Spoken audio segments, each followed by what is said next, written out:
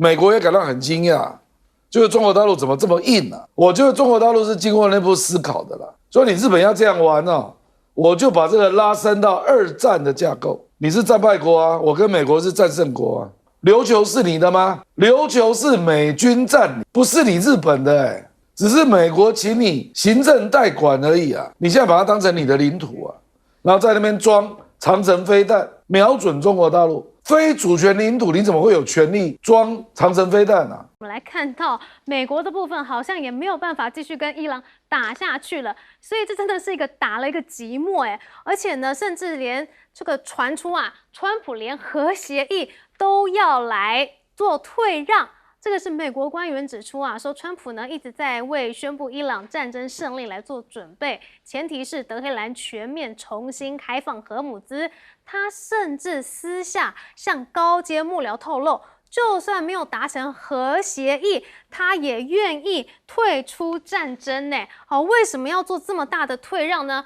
就是因为他其中选举惨了嘛。我们来看到这个川普第二任期以来风波不断，那么共和党的2大传统优势现在似乎也没了所以看到最新民调上面呢，民主党在国家安全还有经济这2项议题之下呢，支持度已经追平，甚至超越了共和党，这个是非常罕见的一个记录而且 CNN 也分析啦，这似乎就代表川普他非常严重误判了伊朗战争的后果。那为什么他会严重的误判呢？是不是就是因为赫格塞斯呢？而且我们就来看到赫格塞斯他的这个人呢，竟然是完美的符合了军事名著的神预言。好，这个是什么样的军事名著呢？就是军事无能心理学，说无能的领导者的一个典型防御姿态有哪3点呢？第一，包括了迷恋外在的形式主义与花腔常规，另外就是脆弱的自尊，还有资讯封锁，甚至扭曲的男子气概与科技抗拒。这3点呢是完美符合到了赫格塞斯无能将领，所以这是不是导致于他们打到美伊战争打成这么差的一个原因呢？好，那不只对伊朗啦，这个对中国方面呢，川普似乎也是没有招了来看到白宫日前呢，在与美国 AI 巨头的闭门会议上面表示呢，中国的开源 AI 模型将不需接受政府的安全审查。现在正值什么？习近平要赴美访问之际，美方此举呢，也引发了对北京放水的质疑。好，不仅如此因为很多的企业其实真的是非常仰赖中国的 AI 尤其是连苹果也是我来看到苹果最新发布的中国版 Mac 使用指南显示呢，符合资格的中国用户呢，可以将阿里巴巴旗下的千问 AI 服务给接入 Apple 并且透过 Siri 还有写作工具直接来调用。这也意味着阿里的 AI 模型正式跨入了苹果系统及入口而非仅以独立应用程式形式来进驻苹果装置。其实苹果自己要发展 AI 也是不断的受挫啦，所以他一直保持一个开放的态度啦，就是说你也可以用 Gemini 也可以用其他的。那现在呢，连中国的 AI 他们也接受了啦。那另外呢，不仅仅是接受 AI， 来看到苹果呢，也因为记忆体短缺，所以要来用什么？要用中置晶片了现在呢，已经包括让 iPhone 手机还有 MacBook 笔电等系列产品测试使用中国半导体大厂长兴储存的记忆体晶片就是要因应 AI 热潮造成的供应短缺所以现在呢，中国的科技呢是越来越夯了。就连宇树科技今天呢也 IPO 启动 IPO 申购了那它的配阵容呢，包括了国家级的长期资金、相关产业龙头企业，像是 DeepSeek 腾讯等知名企业。这也显示啦，中国的大模型还有机器人的赛道呢是加深绑定了不仅如此其实 AI 的应用呢，解放军也开始在用了。来看到呢，这个南华早报的报道说这一套由解放军空军开发的 AI 系统，主要的用途呢，就是协助指挥官规划及协调大规模空中打击任务。那么系统呢，就能够依据作战需求，协助将攻击目标排序，安排不同波次的攻击顺序，并且呢，将任务分派至多个作战编队。好，所以中国的 AI 是不是美国已经难以抵挡了呢？我们来请教亮哥。川普那个有关伊朗的说话，8个字形容了：束手无策、唾面自干呐！你看他连核协议都可以这样讲，表示他已经不管以色列了，因为核协议最在乎的就是以色列啊。以色列非常害怕伊朗拥有核武啊，美国根本不在乎啊，干我屁事。川普就是一心要荷尔姆兹海峡能够正常开放，油价一定要把它降下来。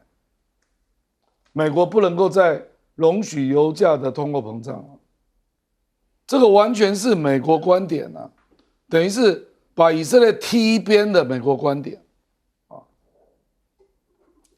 那如果川普真的这样想啊，那美伊谈判恢复正常就指日可待了啦。因为就大家都来商量嘛，坦白讲啊，能让都让。伊朗现在跟阿曼那个荷尔姆兹海峡的协议，美国也不能接受了，怎么只有你们呢？那阿联酋跑去哪里了？这个伊朗也是有点过分了。阿联酋也是荷尔姆兹海峡的沿岸国家啊，所以我觉得伊朗更在乎的应该是核容作用啊。那如果美国愿意在后面那里让步，然后该给人家的重建基金3000亿，也多少就给人家了，那这样就可以谈了啦啊。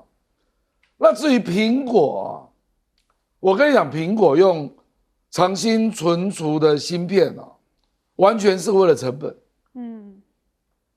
因为三星、海力士、美光那个记忆体芯片的价格太贵了，太贵，真的太贵了。那他说他要涨价了，所以去逼白宫啊。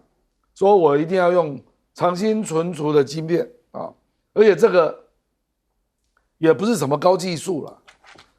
长新存储现在是世界第4大，那很多人都认为它会追过美光，所以会变成第3大，就是仅次于韩国2家公司啊。可是它就是便宜啊，所以苹果认为这个没什么嘛。那如果他用了这个长新存储的晶片，他今年9月开学就可以不用涨价，不然他是扬言啊，手机要涨价 ，iPad 要涨价，苹果电脑也要涨价，那至于用千问，就是阿里的千问的 AI 啊，去做 Siri 啊，这个事实上已经隐含了一件事了，就是苹果的 AI 失败啊。对。不然你怎么会去用阿里的千问呢？表示你自己的 AI 没有做出来嘛，大家已经等很久了，你不觉得很奇怪吗？中国的 AI 哦，一家一家公布，连阿里都跟进了，结果你苹果人家等了2、3年了，到现在没看到啊。所以我觉得这也凸显出美国 AI 发展的困境了。对啊，就是这样。不仅是 AI 啦，连记忆体呢都没有办法抵抗中国的低成本、低价竞争。来看到赫克塞斯是不是就是一个无能的领袖呢？请教张将军。这次川普在伊朗战争中造成非常大的一个挫败跟误判，我认为他的战争部长赫克塞斯要负最大的责任。那也是川普用错人了，千军易得，一将难求。你应该找一个非常懂战略、懂军事的这种大战略的这个将领，或者是有这方面的背景来当战争部长，因为美国的军队啊，5军陆海空海军陆战队加上太空军5军啊，140万人，要领导这140万人，不是随随便便找一个人就可以，找错了，找到赫克塞斯，这个打了伊朗战争打得灰头土脸，原来赫克塞斯犯了3个战略错误，3大战略错误，这无法。这个是没有办法形容。第一个，他这个兵力调度失当，怎么可以让福特号的航空母舰呢，在海外漂流326天？这个美国有11个航母打击群呢，326天，那个官兵自杀的自杀，军纪事件的违反的违反，受不了了。不是每一个人抗压性都那么强哎，上面4000到5000多个美国的官兵在那个航空母舰上面。你怎么可以调度让他这个创越战以来破纪录326天？你看看这个多大的战略错误！那你要另外9艘航空母舰呢？当然，它还有一个航空母舰是艾森豪航空母舰，就2艘，一个是福特号，那其他9艘在干嘛？所以兵力调度失当犯了非常大的错。第二个，我认为后勤调度失当，怎么可以打到没弹药？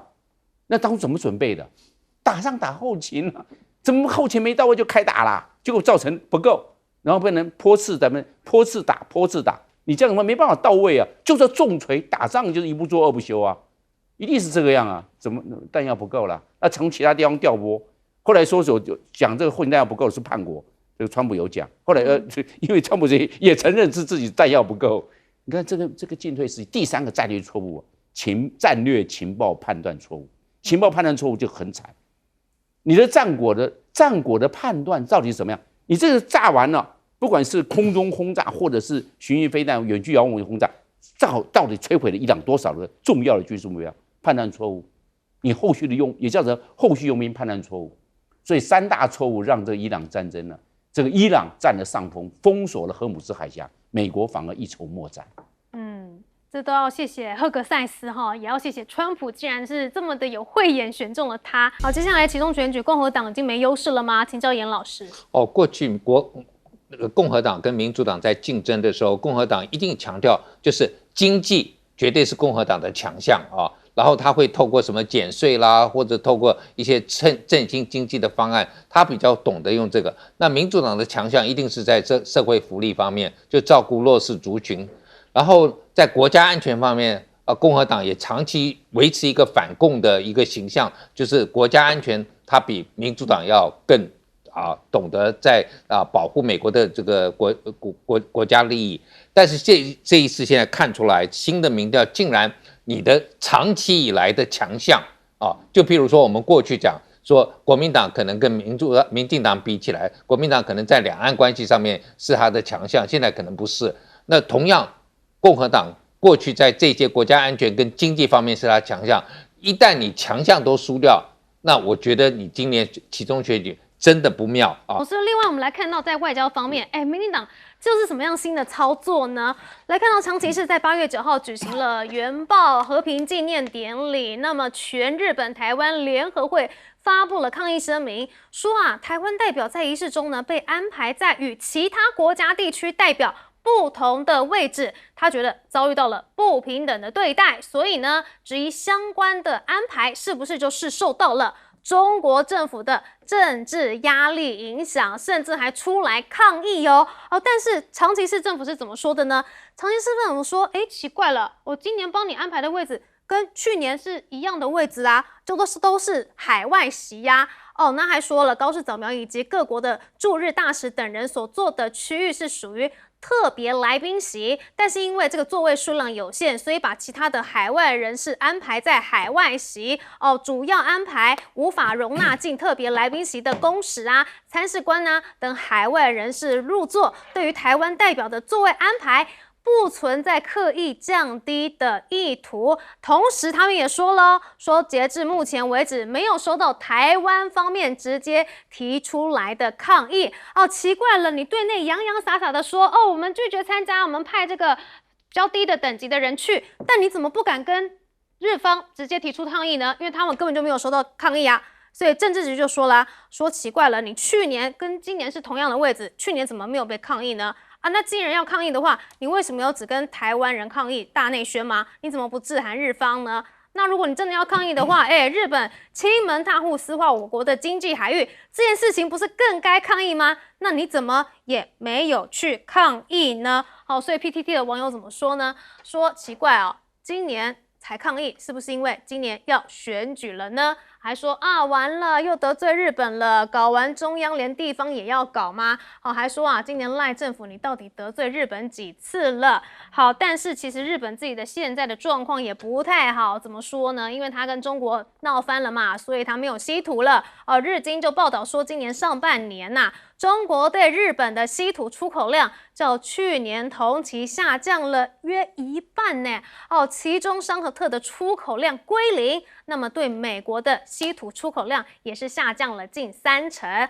报道指出啊，说中方有时候呢会向日方来发放出口许可，避免他们又完全中断对日方的稀土供应。那更惨的是呢，现在的科技浪潮之下呢，日方呢似乎也是没有一个角色，所以啊，日经也接着报道说啊，其实在韩国跟台湾的出口份额呢，已经首次超过了日本，就是因为 AI 半导体需求的关系嘛，所以台湾跟韩国的出口额激增啦。那么日本的优势是什么呢？好像在 AI 方面没有什么优势，只有在半导体相关的材料和制造设备中，这个受益并不明显。这就反映了什么？日本制造业的现况嘛，就是呢，在满足全球最终产品需求方面呢，落后了其他的国家。好，那现在日本你还想要当美国的马前卒吗？我来看到呢，日本呢跟中国啊，才因为日向高市早苗的台湾有事拉锯至今，而北京呢也是故意的在外交啊、安全啊，还有贸易等领域啊，对东京施压，而且还没有看到减弱的迹象。但分析人士就说了，为什么要一直对日方施压啊？其实不仅仅是对日方，还要对美方，谁叫你要当美国的马前卒呢？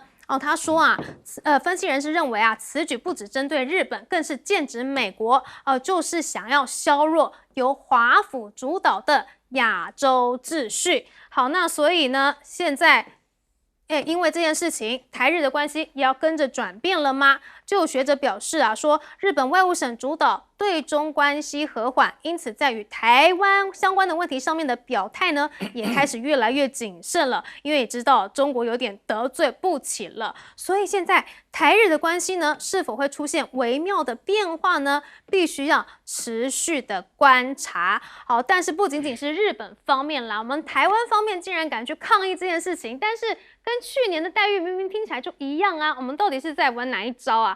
我们请到亮哥。我才不相信李义阳不知道。李义阳，你真的以为你是驻日大使吗？他如果是，你去年就该抗议了。结果现在在讲说，我忍辱参加，因为第一次啊。我觉得这次又是我们外交部或者国安体系算错了。他基本上就是他没有提出正式抗议了。可是写脸书表示不满这个就叫外交上的塞奶了他就在考验高市早苗对台湾有没有不一样的看法结果这个问题层级太低根本到不了那个级了，就日本外务省就处理掉了。那日本外务省就觉得你莫名其妙因为目前呢，我们知道有一个态势高市早苗大概要参加那个深圳举行的 APEC 嘛，高市早苗非常希望在那个场合能够跟习近平有互动，所以呢，他在去参加 APEC 之前，他不想有任何变数就你这个时候闹这个事，实际上我跟我一个日本朋友联络我那日本朋友就觉得，他觉得莫名其妙都一样，去年也是这样，你去年没有表示抗议那你突然之间这样是要干什么？其实日本人的脑袋很死他的外交体系就是蛮直的啦，就是这种事情怎么可以这样做？不能理解原来你在玩政治那你是第二个卓荣泰是不是？这个大家明明就已经知道规矩就是这样。你就是要来破坏规矩。卓荣泰那个是日本外务省耿耿于怀到现在，大家叫你不要曝光，不要讲话，结果你还带摄影师、带发言人去，那现场还在跟台湾的球迷打招呼，日本外务省就认为你已经违规了。我们讲的是规矩了，我觉得这个事情完全一样，你又再犯一次错误。我就不知道你在想什么你还真的以为高市早苗会因为很爱你赖清德，然后来这边帮你讲几句好话是不是？事实上就是没有看到，我们没有看到所以我觉得日本看的是大的政治局面啊。那个政治局面就是美日中要怎么取得一个比较稳定的互动的局面嘛。因为高市长嘛就坚持哦，台湾有事，日本有事，他不能收回去了。他收回去大概就准备下台了啦。那个日本优也不能接受，那他就希望说我不收回，可是我逐渐对你表达善意啦，让我们各种可以恢复原来的互动啊。那中国大陆就坚持不可以，所以美国也感到很惊讶，就是中国大陆怎么这么硬我觉得中国大陆是经过内部思考的啦，所以你日本要这样玩我就把这个拉伸到二战的架构。你是战败国啊，我跟美国是战胜国啊。琉球是你的吗？琉球是美军占领啊，不是你日本的只是美国请你行政代管而已啊。你现在把它当成你的领土啊，然后在那边装长程飞弹，瞄准中国大陆。我讲白了，非主权领土你怎么会有权利装长程飞弹啊？所以我跟你讲，这个还没有完啊。中国大陆还没有针对琉球的问题跟你好好算账那我觉得他也是要逼美国回答。琉球明明就不是日本的，他怎么可以装飞弹呢？所以现在日本的问题真的是非常的头大，结果我们现在台湾呢，也自己去把这个问题给越闹越大，台日关系现在已经有转裂了嘛？我们来请教张将军。这个日本矮化台湾，好像赖政府好像都一筹莫展，他应该出来严正抗议嘛。像今年的，就是2个月前5月28号，日本跟菲律宾日菲这个渔业划界，这个海域划界把台东、花莲、宜兰整个都划进去了，变成他们的经济海域啊。经济海域200 EEZ 专属经济区200海里，就是370公里，都划进去了。就这个赖清德状况外，赖政府状况外，根本也没有去抗议，要抗议。那日本把台湾排除在外了，甚至要日本道歉，怎么可以？我们把我们这个划进去了。那这个在这方面呢，不吭声不讲。后来媒体整个爆出来，知道，哎呀，我们的权益受损。什么台湾有事，日本有事，是台湾有事，根本日本不管，日本专门吃台湾。所以我认为在这一方面呢，赖政府进退失据，没有立场，让台湾这样子上权入国，我认为非常不好。另外我们来看，那今年是台湾光复81年了，台湾的民国34年光复那现在的话已经115年了。那现在的话，那每一年的228事变，这个民进党政府都在那边讲，都在那边纪念，也都在那边追悼。日本统治台湾50年了，杀了600个228事变，人数杀了63万人嘛。台湾同胞层出不穷的抗日事件，这个50年的统治每一年12个月就600个月，600个月63万的台湾同胞，那你不是就是600次的每一个月都有一颗228事变了？为什么我们不要让日本认错、道歉，比照228赔偿？要这个样吗？不是吗？应该这样啊！我认为应该这样子啊！民进党为什么从来没有为这些我们的抗日烈士、抗日的这些台湾同胞来举行追悼，来要求日本来赔偿他们？他们这个一杀，整村杀掉，这个烧杀掳掠，这个历史记录都有。民进党避而不谈，避而不谈，避而不提。我认为怎么可以这样？我认为不要过于膨胀，只要比照228事件就好了，就是这样。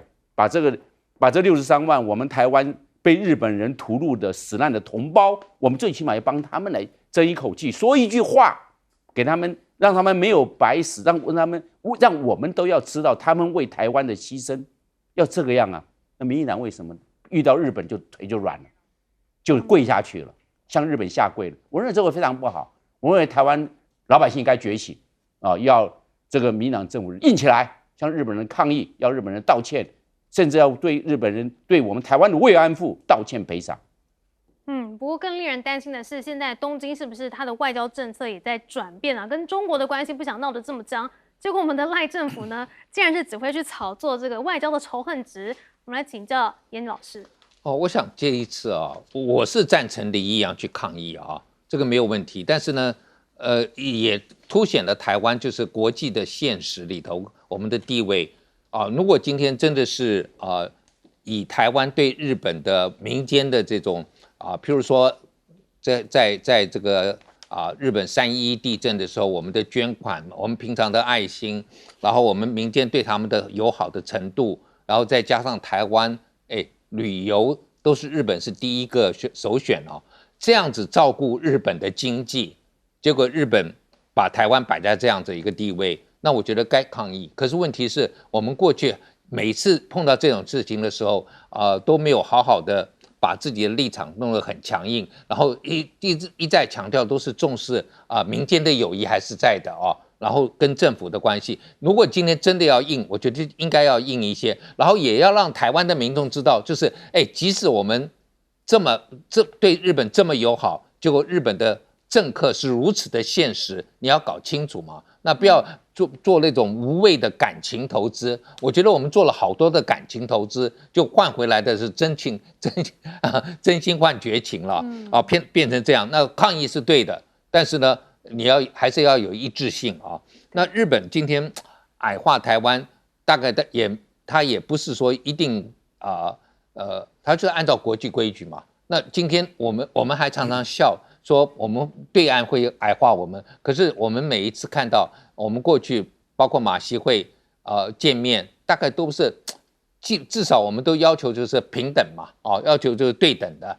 那可是碰到美国碰到日本，我们从来都不敢要求对等，那这也是事实，我们就是没有邦交。那今天情况就是如此所以大概就是赖政府要接受这个国际的现实，就是日本跟你再怎么样他大概都不会把他自己的国家利益放在我们的前面所以台湾有事，日本不一定有事这个是一定要想清楚。那至于说高市会不会希望说跟大陆改善关系，当然会希望，他一个稀土就让他有一些这个经济发展会有一些受到限制，更何况他如果今天跟大陆这个持续僵下去我们之前也看到了中日韩的这个领导人的这个会议包括这个中国的总理韩国的总统、日本的首相本来要恢复的，现在王毅一下子好像一讲起来又要拖下去了。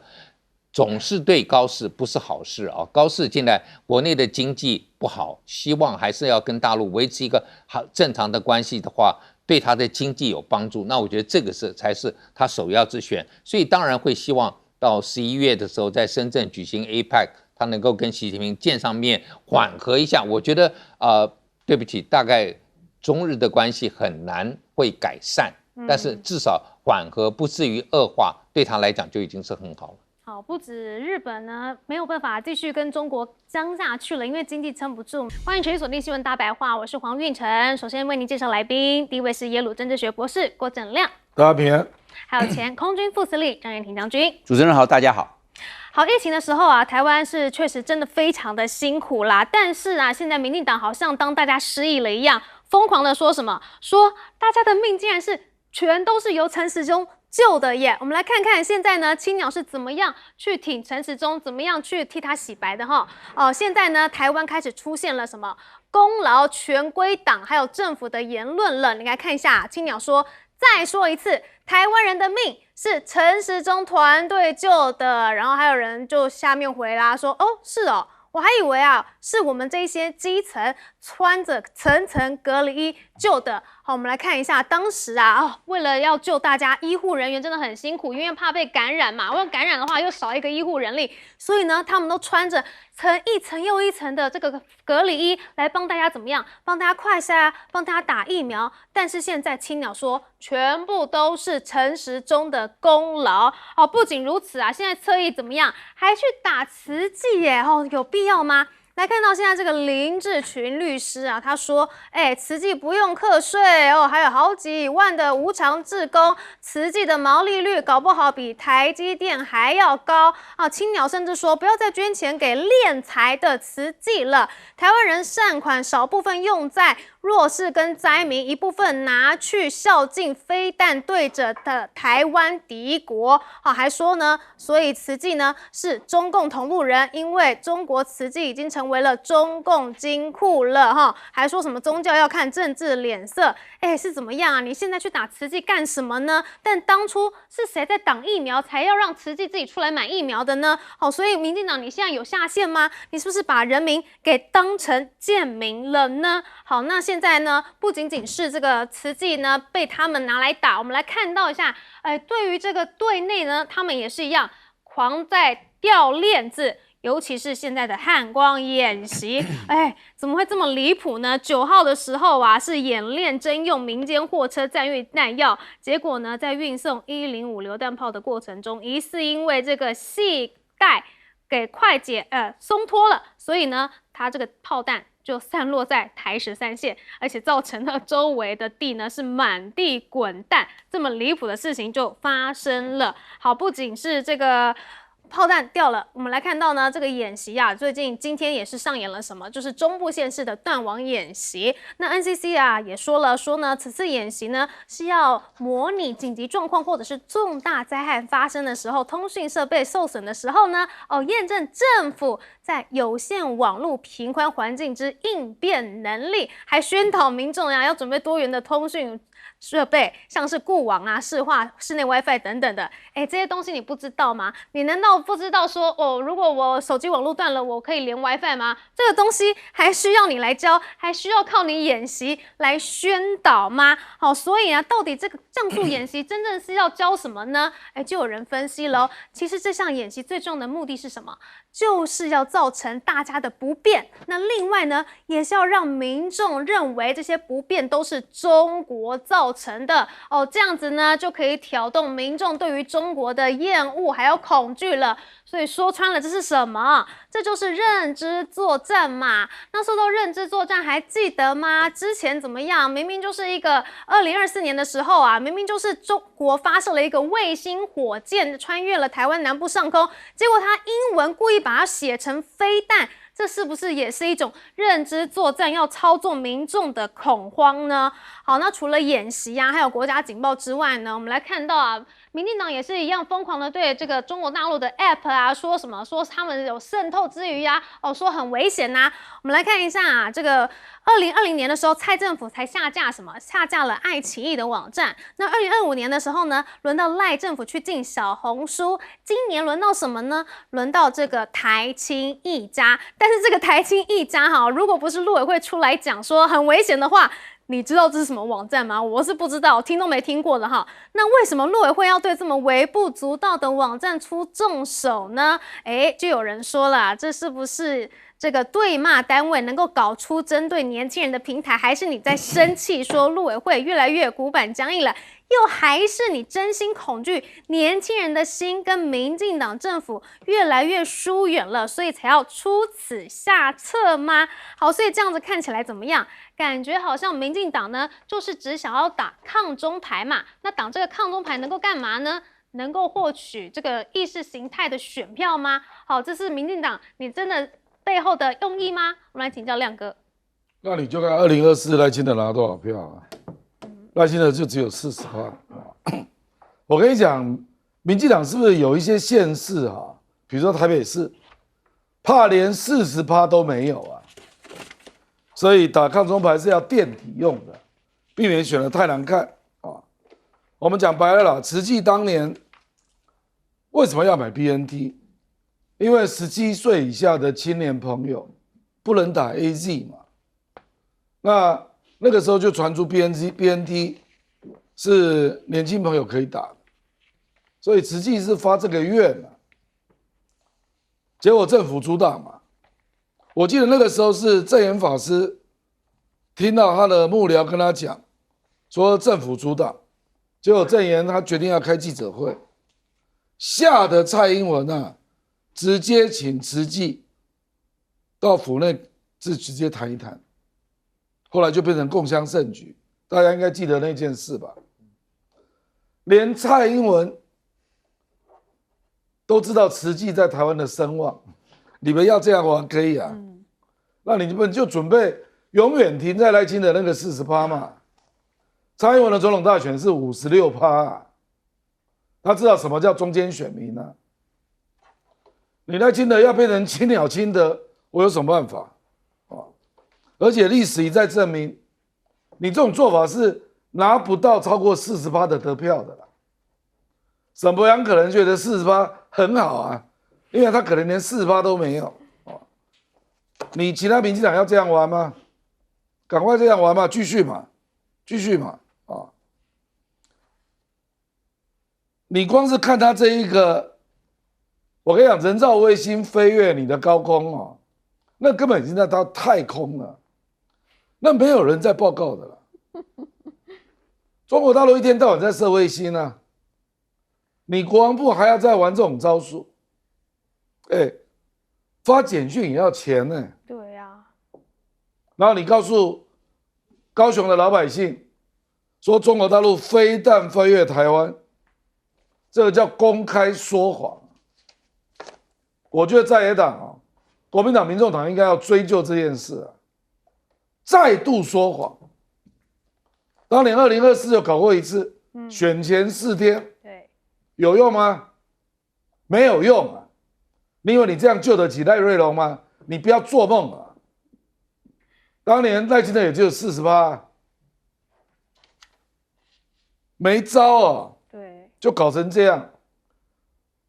那台湾一家，我跟你讲那个是国台办，他在会诊那个台湾的年轻人到大陆找工作，然后就帮他弄成一个网站嘛，那目前大概有2000家的大陆的企业响应提供6000个职缺，就是找工作啊。那你陆委会在反对什么？那你台商你为什么不反对啊？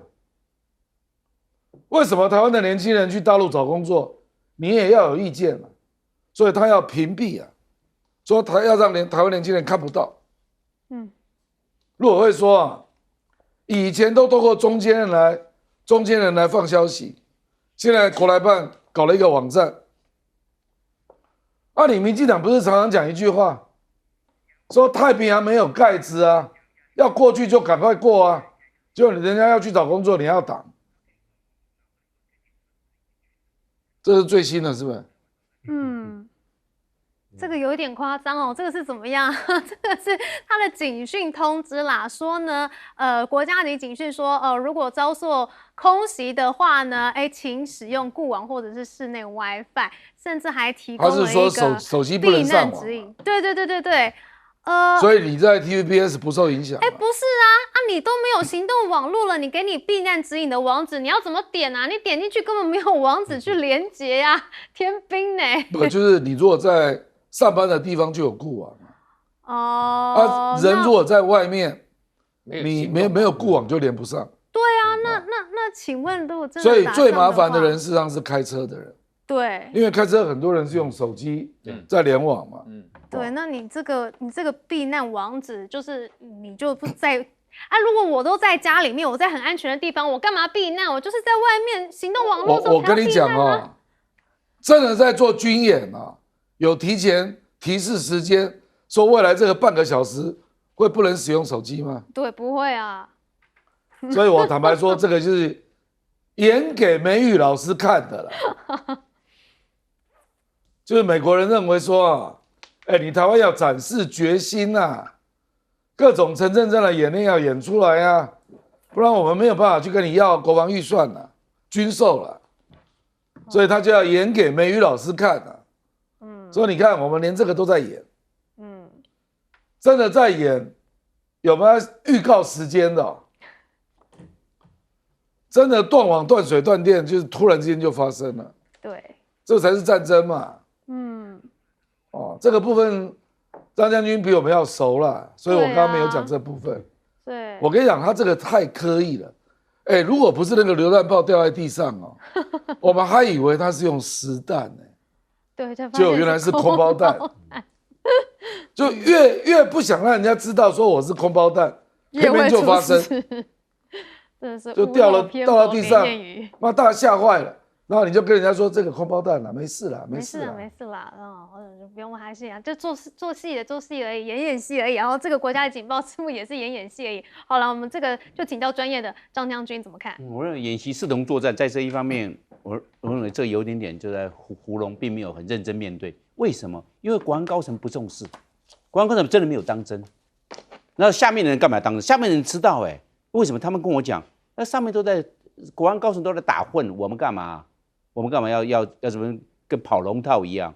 就是下面的人这样说那我认为这很严重，因为他们下面看得出来，如果我们这么做提示他可能就知道，这样子啊，我们不要提示，他跟我们讲，这样啊，那是他们的一种自发性从内部观察出来的问题，我认为这很严重。那对啊，那你就没有战力了嘛？你光高人不到位置就讲过，这个招生招募，你光高人从来，你看顾立雄从来没有去过大学，去过高中招募过，从来没有，他根本没有，无心于建军，无心于备战。因为缺兵缺了5万多人，有没有当回事？有没有认真面对？有没有实际上去处理？有没有把袖子卷起来去处理这个问题？根本没有，根本不当回事，摆烂。那下面会看你真的是摆烂还是假摆烂？真摆烂啊！那你这样摆烂，我也上行下效，就是这样啊。所以弹药就掉在地上了。对，他根本没人管，那这样子，然后又演那个戏演的，我认为这个非常不，这个有点自我感觉良好，自我安慰，我认为这个非常严重，因为这个没有心防，国防都是骗人的啦，你根本没有无心于国防，那你就没有心防，那你根本没有士气，那你怎么会有国防？我们来看这个疫情疫情 COVID-19， 我认为犯了3个错误，这个民进党都不出来做面对。第一个，死亡太多，18800多人死亡，你看没有？本来说一估2000人，那18800多人呢，9倍有没有出来负责任？没有你当初估是估2000人，你看看都是然后报少，实际上就少，实际上那么多人死亡。然后挡疫苗，我认为挡疫苗是民进党犯的最大的战略错误。干什么挡疫苗？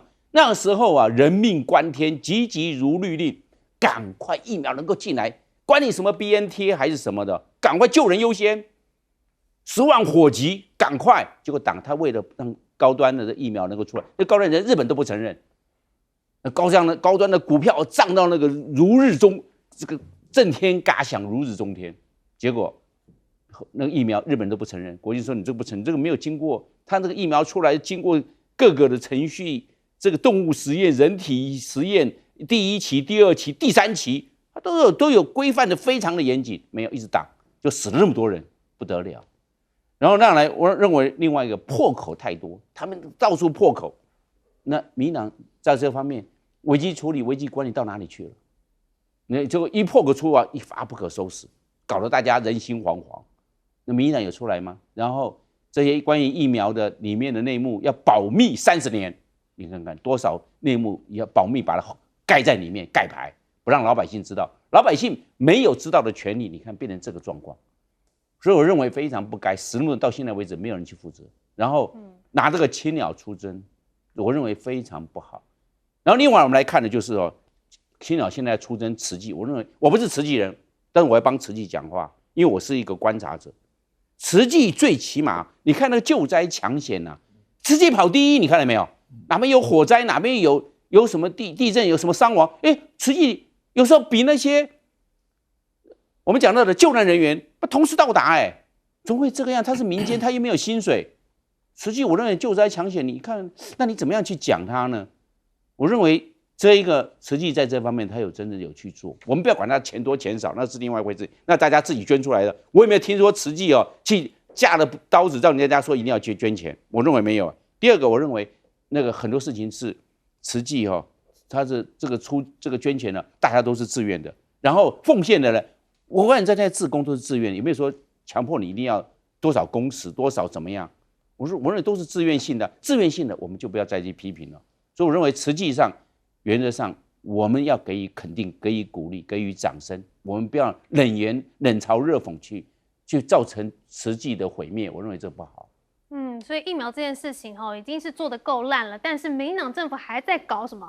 搞认知作战。我们请教严老师。我真的不懂他们这一次为什么要出来讲帮陈时中捍卫因为毕竟就是大部分的，包括我在内都有亲人因为这一次这个 COVID-19 过世所以大家记忆是很清楚的你今天想要帮陈时中捍卫，然后来去攻击慈济，我觉得真的大可不必因为说老实话了，我一个同事当年2001年台北发生那个纳莉台风就是把捷运站都淹掉的。我的同事他住在这个南京东路一个公寓4楼嘛，他说淹水都下不去，他只有慈济每天来问要多少个便当。他后来就跟我讲，他说我看政府不晓得在哪里那我说干脆请慈济来做政府好了。可是他后来一想，他说不对他如果慈济变成政府，那谁来做慈济呢？